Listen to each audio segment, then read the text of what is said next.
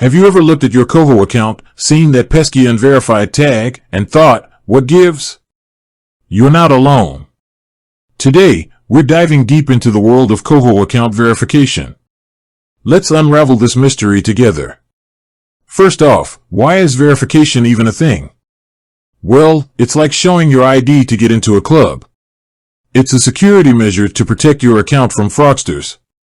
It's also a way for Koho to make sure you're a real person and not some bot trying to game the system. So, how do you get past the velvet rope and into the verified zone?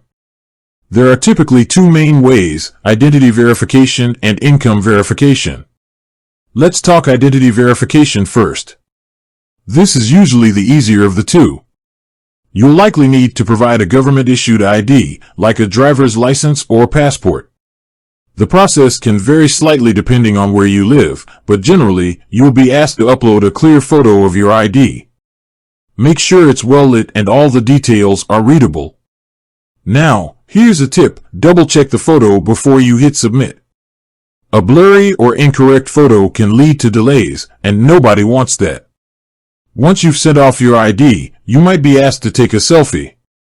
This is another security measure to confirm that it's actually you holding the ID. So, put on your best smile and say cheese. Income verification is a bit more involved.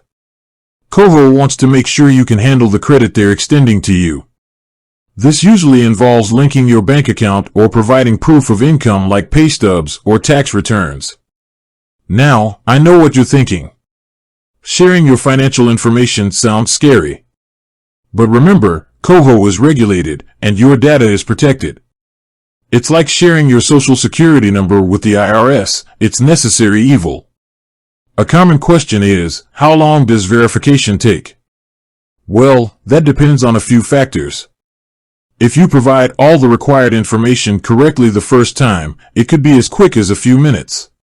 However, if there are issues with your documents or if additional verification is needed, it could take a few days. Patience is key here.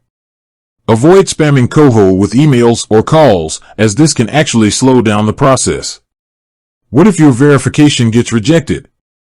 Don't panic. It happens. Usually, you'll get a notification explaining why your verification failed.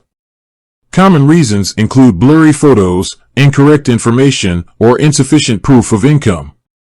The good news is, you can usually resubmit your documents. Just make sure to address the issues raised in the rejection notice. Now, let's talk about some common verification myths. First, you don't need a perfect credit score to get verified. Koho is more interested in your income and ability to repay than your past financial mistakes. Second, you don't need to be employed full-time to get verified. Freelancers and self-employed individuals can also qualify.